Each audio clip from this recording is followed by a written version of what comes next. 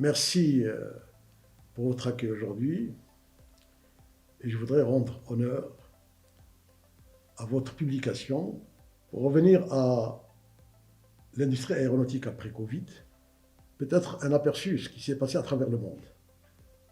Pour la première fois dans l'histoire de l'aéronautique, le Covid a fait que l'ensemble de l'aviation, l'ensemble des compagnies aériennes ont mis par terre leurs avions. Ça ne s'est jamais vu. Ça a été une crise qui est durable. Et ensuite, au bout d'une année, c'est reparti d'une façon phénoménale. On n'a jamais vu un secteur plonger profondément d'un coup et puis repartir avec une grande vitesse. Ça pose des problèmes au niveau des acteurs de l'industrie qui avaient perdu, certains jusqu'à 50% de leurs ressources humaines, qui avaient perdu au niveau financier, qui avaient des problèmes de trésorerie pendant la période Covid. Puis après, sous l'effet d'une demande forte qu'on a rarement connue, puisque aujourd'hui les carnets de commande des Boeing, d'Airbus, des motoristes sont pleins pour les 9-10 années à venir. Donc il faut repartir à grande vitesse. En ce qui concerne le Maroc, je peux dire que pour nous, ça a été ce que je pourrais appeler un crash test.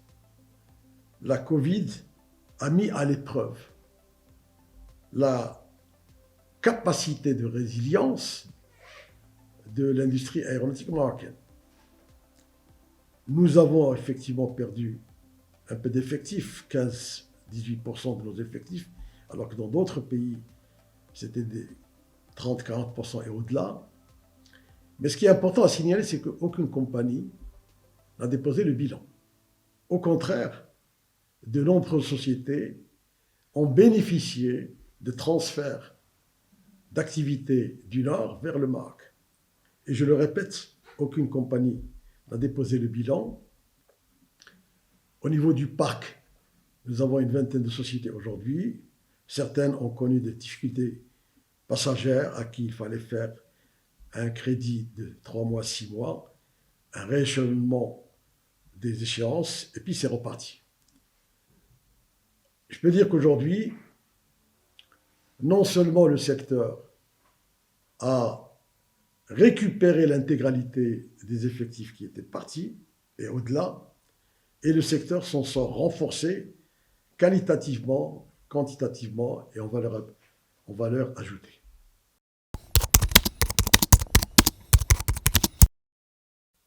Bien, vous avez raison, la pérennité de notre industrie, son développement, sa montée en valeur passe par la nécessité de décarboner au Maroc toute notre production aéronautique. Aujourd'hui déjà, un certain nombre d'acteurs ont commencé à mettre en place des systèmes pour une production propre, autonome. Dans le cas de Midpark, nous avons déjà sensibilisé les autorités, le ministère de l'Industrie, le chef du gouvernement, sur la nécessité pour notre industrie d'accéder le plus rapidement possible à de l'énergie propre. Alors ce qui se passe aujourd'hui, c'est que déjà, un certain nombre de sociétés installées sont en train de s'équiper pour avoir, au moins partiellement, de l'autoproduction. Mais d'une façon au-delà de ce que de l'autoproduction apportée par certains acteurs sur le parc, nous sommes en train de discuter avec les providers de l'énergie pour que le parc soit branché directement à de l'énergie propre. J'ai bon espoir que avant la fin de 2025, ce sera fait, et à cette échéance-là, l'intégralité de la production de Midpark sera décarbonée. Nous aurons à ce moment-là un parc qui a déjà la qualification HQE, haute qualité environnementale, et on va ajouter le DC, le décarboné aussi. Ce que je voudrais ajouter, c'est que je sais qu'aujourd'hui, les autorités gouvernementales sont sensibilisées là-dessus. Je sais que sur un plan législatif, les choses ont beaucoup bougé, les choses se mettent en place. Mais ma préoccupation, et c'est le message que j'ai passé, non pas seul, mais aussi avec d'autres acteurs de premier plan, le message que nous avons passé aux autorités, au ministre de l'Industrie, au ministre de l'Énergie, au chef du gouvernement, notre préoccupation, c'est d'aller le plus vite possible. Ce n'est pas une préoccupation de prix, mais c'est d'abord une préoccupation de vitesse. OK. Et ceci va nous donner un avantage supplémentaire au niveau de la plateforme marque, non seulement pour assurer sa pérennité, mais pour attirer d'autres acteurs mondiaux aux marques.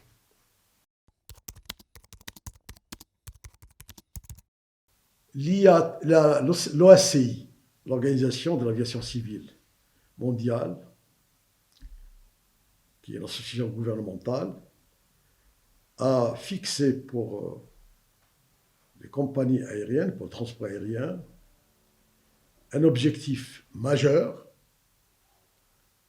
qui est la neutralité carbone au niveau du transport aérien à l'horizon 2050.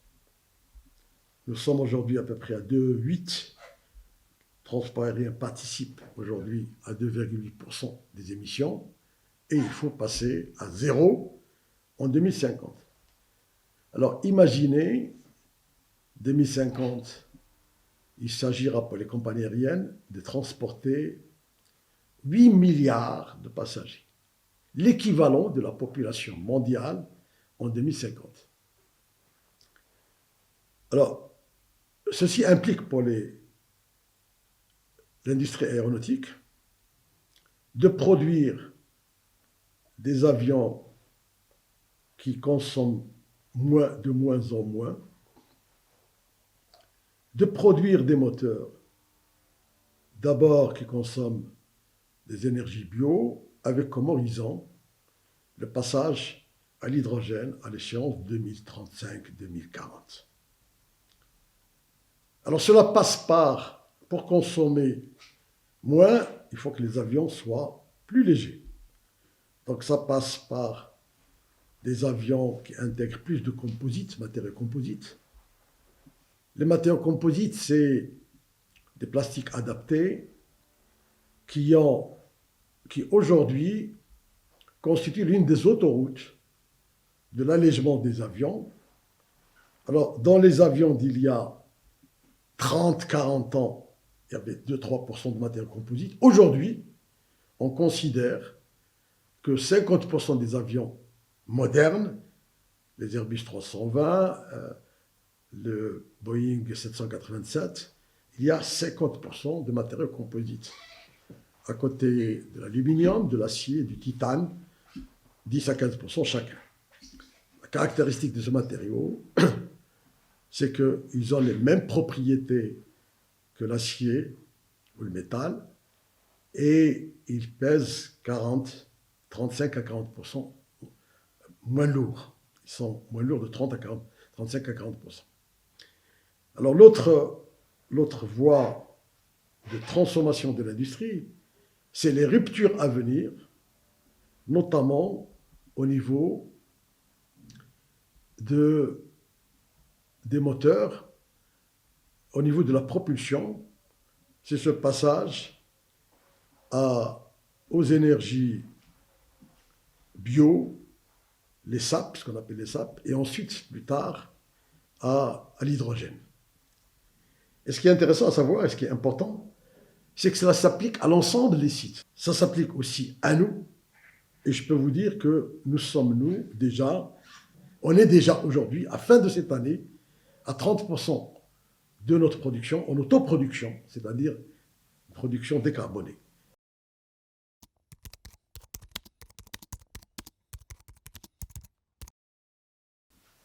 Nous sommes dans une industrie globale hautement compétitive. Et alors aujourd'hui, des industriels dans les pays du Nord, en Europe, au Canada, aux États-Unis, ils ont la technologie, ils ont le savoir-faire et ils ont des marchés importants avec une visibilité sur les 10 années à venir. Et ils ont besoin de quoi? Ils ont besoin d'une implantation compétitive, rapidement, qualitativement, et de talent. Et l'intérêt de Midpark, c'est quoi? C'est que nous avons mis en place sur la plateforme de Loisseur un dispositif global, un écosystème qui comprend d'un côté une base, un cluster pour une implantation rapide. Nous avons développé avec la Caisse de dépôt un cluster pour une implantation rapide dans les meilleures conditions de temps, économique, budget, et en même temps une fabrique des talents avec l'IMA.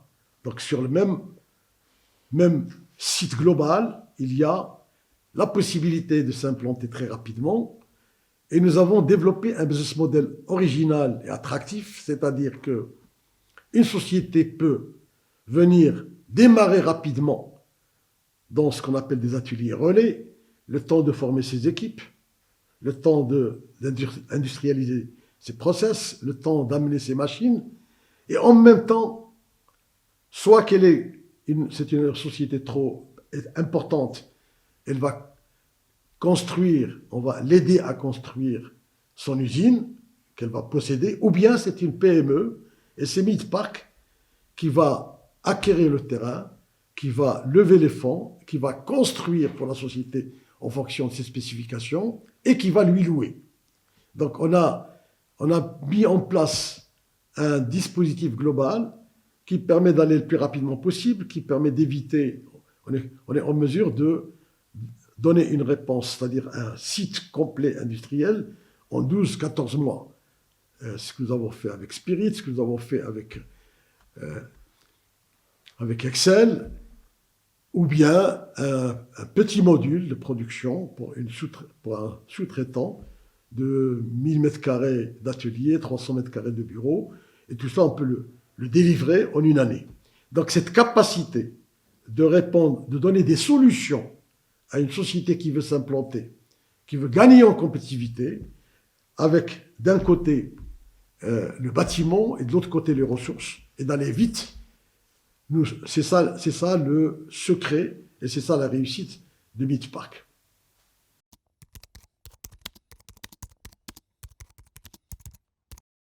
Ce qui est important, c'est d'abord de constater que si nous avons démarré il y a 20 ans, 22 ans, avec des systèmes électriques, disons qu'au niveau du bas de la pyramide des valeurs, progressivement, avec le temps, nous sommes montés en compétences pour attirer aujourd'hui des acteurs dans le domaine des nacelles, dans le domaine des moteurs d'avion. Et aujourd'hui, avec le groupe Safran, on a signé pour développer aussi l'ingénierie. Donc on est de plus en plus au sommet de la pyramide. On est au cœur, de plus en plus, de ce qui est la transformation demain du secteur aéronautique. Et l'un des acteurs qui symbolise cette transformation, évidemment, c'est Pratt & Whitney, qui est un acteur majeur dans les moteurs civils et militaires. Alors Pratt & Whitney, il a historiquement une base en Pologne pour développer ses activités. Désormais, pour développer ses activités en dehors des États-Unis et du Canada, désormais, il considère que la base future de son développement sera le Maroc. et sera mid-pack. Et aujourd'hui, nous avons signé, comme vous le savez, il y a 2 semaines, son implantation définitive pour une usine qui sera opérationnelle au plus tard, premier trimestre 2025. Mais d'ores et déjà, Pratt & Whitney a démarré l'industrialisation de ces process dans un atelier, ce qu'on appelle un atelier relais.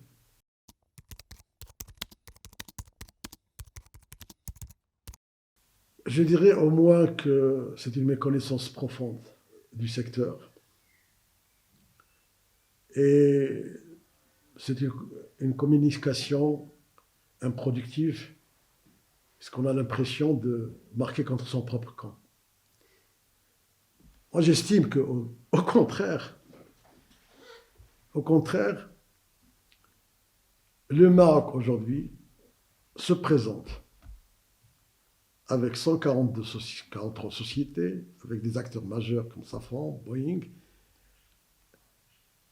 Pratt & Whitney, Airbus, Spirit, Hexcel dans le composite, il se présente comme une base incontournable à la porte de l'Europe. C'est la première base en Afrique. On a dépassé l'Afrique du Sud il y a déjà 10 ans.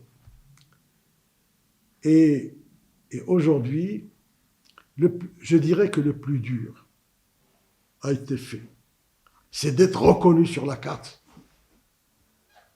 Et je dirais que le meilleur est à venir. Et je dirais que nous ne sommes qu'au début de l'aventure. Il faut savoir que cette industrie, c'est 8 000 milliards de dollars. La moitié, c'est 46 000 avions à construire.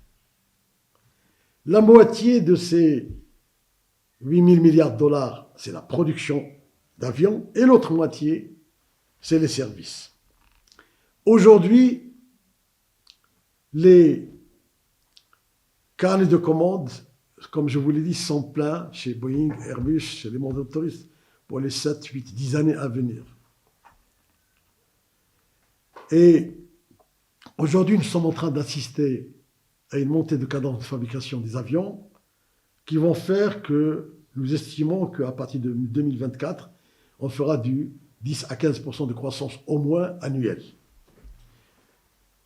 Il y a déjà dans la production des activités que nous allons attirer où nous n'avons pas fait le plein, où il y a encore beaucoup à faire, notamment dans les structures d'avions, dans les intérieurs, dans les systèmes, dans les commodities.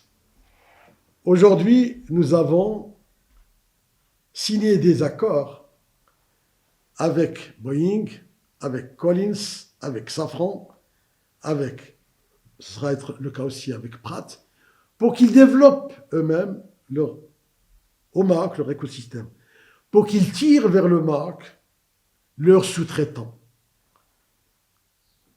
The skies are the limits. Il n'y a pas de limite.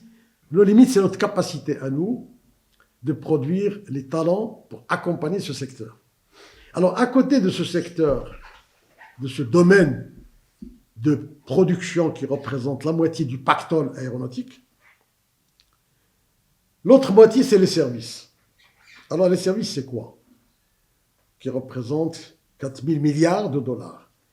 L'entretien, modification d'avions, de moteurs, de systèmes électriques, ces transformations d'avions passagers anciens en avions fret, cargo, ces transformations d'avions civils en avions militaires. Et dans ce domaine, on a beaucoup de retard et on a des atouts.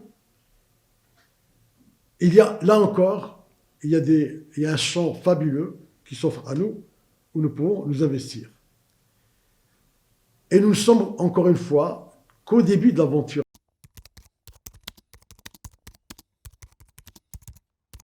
Au niveau des services, on a une autoroute fabuleuse, puis ça représente impactant considérable, et parce que notre performance aujourd'hui est relativement faible. Et là, notre capacité de réussite dépendra de notre capacité de générer les talents qu'il faut. Et dans ce domaine plus particulièrement, il y a un besoin de 1 million de jeunes talents dans ce domaine à travers le monde. Et il y a de graves manques, de graves pénuries dans ce domaine en Europe, aux États-Unis, au Canada, dans les pays évidemment du Moyen-Orient. Donc il nous revient à nous d'être capables de former pour nous et pour l'export.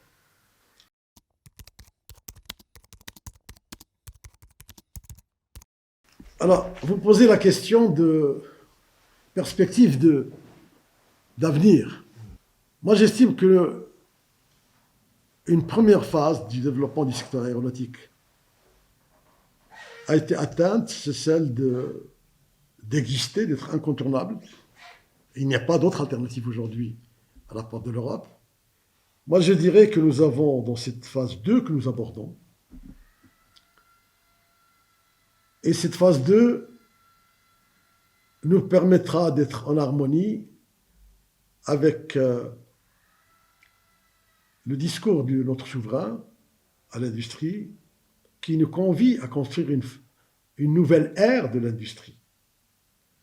Alors, dans notre domaine, moi, je considère qu'il y a 7 objectifs que nous permet notre base actuelle, que nous permettent nos atouts actuels Maroc, et encore plus dans la visibilité, la crédibilité, la stabilité qu'a notre pays aujourd'hui.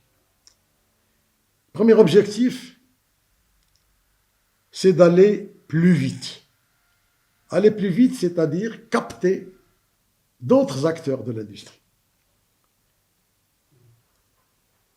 Jouer sur nos succès, il y a 20 ans, quand on voulait parler de l'industrie aéronautique, on commençait par expliquer où se trouvait le Maroc. Aujourd'hui, les gens viennent chez nous directement, on n'a plus besoin d'aller les chercher. Le deuxième objectif, c'est plus intégré. C'est développer une supply chain qui permette d'avoir des activités à valeur ajoutée. Et plus vous avez des activités à valeur ajoutée, plus vous avez une chaîne de production aéronautique robuste et pérenne, parce qu'il est difficile de la bouger pour la mettre ailleurs. Troisième objectif, c'est aller plus haut. Et ce que nous sommes en train de faire dans la chaîne des valeurs, le moteur, l'ingénierie, donc qui nous situe dans ce que sera demain la révolution du secteur. La révolution au niveau du passage à des énergies propres, et notamment grâce au moteur, et nous sommes aujourd'hui notamment dans le moteur. Aller au-delà de l'aéronautique. Quatrième objectif, aller au-delà de l'aéronautique. Quand vous êtes dans l'aéronautique, vous êtes dans la première industrie de la connaissance. Vous êtes à un haut niveau de technologie. Donc vous pouvez attirer d'autres industries. Et aujourd'hui, parmi les industries que nous sommes en train d'attirer, la défense.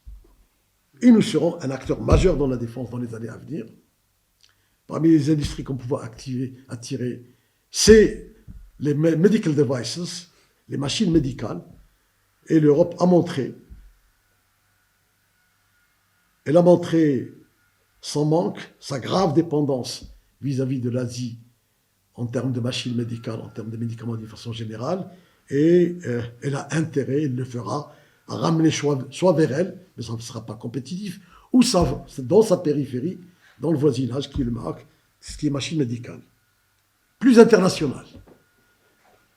C'est le cinquième objectif. Plus international, c'est-à-dire attirer d'autres acteurs, d'autres pays. Bah, je vous informe qu'à partir de l'année prochaine, le premier espagnol dans l'aéronautique sera basé à Midpark. À partir de l'année prochaine, d'autres acteurs canadiens seront à Midpark. À partir de l'année prochaine, un acteur allemand sera à Midpark. On est en train de diversifier nos marchés, d'aller au-delà. 3 à partir du moment, 4 à partir du moment où Pratt & Whitney s'installe au Maroc, ça veut dire que nous allons attirer une supply chain canado-US. Sixième objectif, plus propre.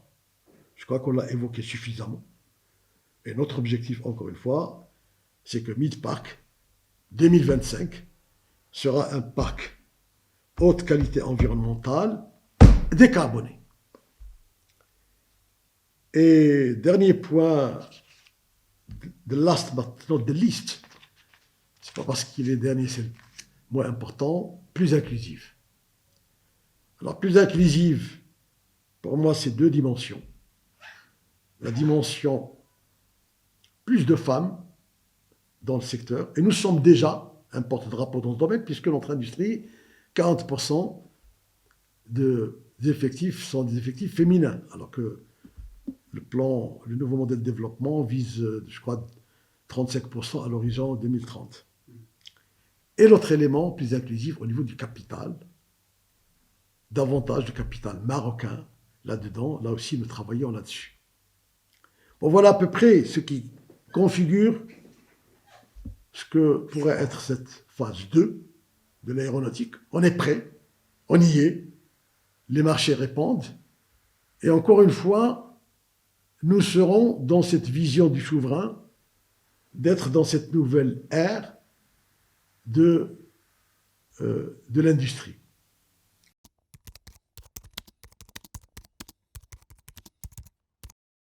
Nous avons prouvé que nous étions capables de réussir dans un secteur qui est de haute valeur ajoutée, qui est la première industrie de la connaissance.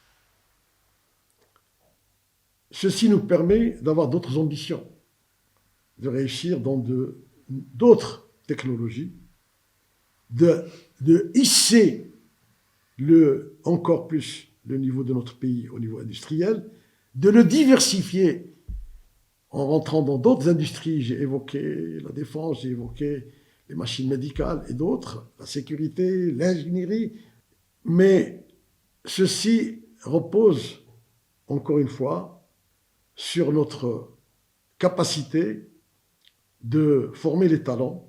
On a montré qu'on était capable de le faire. Avec l'IMA, il faut aller au-delà, il faut diversifier, surtout qu'il y a aujourd'hui un grave problème de plus en plus critique au niveau de manque de talent au niveau de l'Europe. Notre réponse doit être de former les talents nécessaires en quantité, en qualité. Et quand je dis former les talents, c'est de l'éducation, c'est de la formation, et c'est des valeurs qu'exige notre industrie. Et ce n'est qu'à ce prix-là que nous pouvons continuer à nous développer et à être le premier de la classe avec l'industrie aéronautique au Maroc.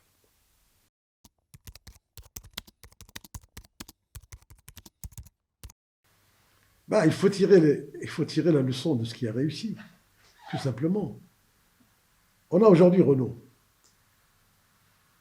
qui a été le fer de lance au niveau du développement du secteur aéronautique au Maroc. Qu'est-ce qu'elle a fait? Eh bien, elle a demandé et exigé que l'État construise, équipe un centre de formation dédié à l'automobile, et c'est elle qui le gère. Prenez l'aéronautique, il y a 13-14 ans, on n'aurait pas fait la rupture qu'on a faite avec l'IMA, c'est-à-dire un centre indépendant, géré par les professionnels, supporté par l'État. Parce que l'aéronautique, il ne sait pas faire, c'est pas son domaine. Donc, si j'ai des recommandations à faire, surtout à un moment où nous voyons arriver dans le pays des industries dans le domaine de l'hydrogène, dans le domaine de l'énergie, des industries dans le domaine des batteries électriques et autres. Ce n'est pas des industries de main-d'œuvre. On n'est pas dans la sueur. On n'est pas dans du low cost. On est dans de la technologie. Il faut arriver à former les techniciens spécialisés dans ces domaines. Et je pense que si j'ai un petit conseil à donner, c'est dans les contrats qu'on établit avec ces sociétés, il y ait une clause qui exige qu'eux-mêmes forment les collaborateurs dont ils ont besoin et que ce soit supporté s'il le faut par l'État. D'une façon générale,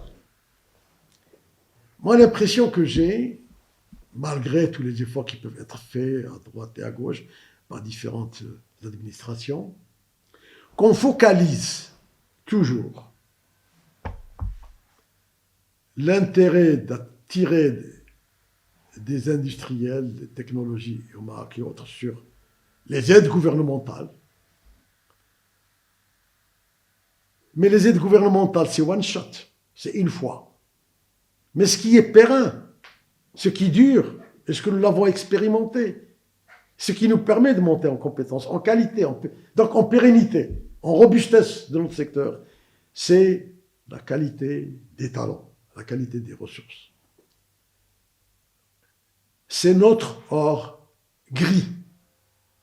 Et c'est notre jeunesse qu'il faut habiliter à prendre en charge, à développer les industries de demain.